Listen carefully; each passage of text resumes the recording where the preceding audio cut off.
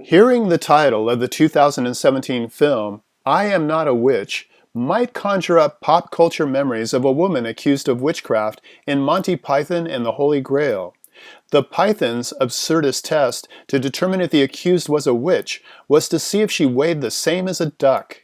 I Am Not a Witch features a test involving a chicken, and both films play inequities and prejudices for laughs. But the similarities end there. I Am Not a Witch takes place in contemporary Zambia, and the director, Rungano Nyoni, delivers a far subtler approach to comedy than her British counterparts, with humor that's as dry as its drought-ridden location. The protagonist is an 8-year-old girl named Shula. Poor little Shula is an orphan, and nobody knows where she came from. In other words, she's an outsider, the perfect scapegoat for superstitious minds. We first meet Shula in a hot, arid-looking landscape, innocently observing a woman who spills a bucket of water after stumbling. Shula is the only person around when the accident occurs, so in a classic example of mistaking correlation with causation, the woman assumes Shula was responsible. Accompanied by townfolk, the woman takes the child to the police department and claims that ever since Shula arrived at the village, strange things have been happening. Therefore, she insists, Shula must be a witch. Contrary to the title of the film, Shula doesn't deny the allegation, prompting a call to a government official named Mr. Banda to make a determination. Shula is summarily taken to a witch camp, first shown in the prologue, which is essentially a labor camp for women accused of witchcraft. The women's figurative bondage is made literal, with leashes attached to giant bobbins that limit how far they can wander.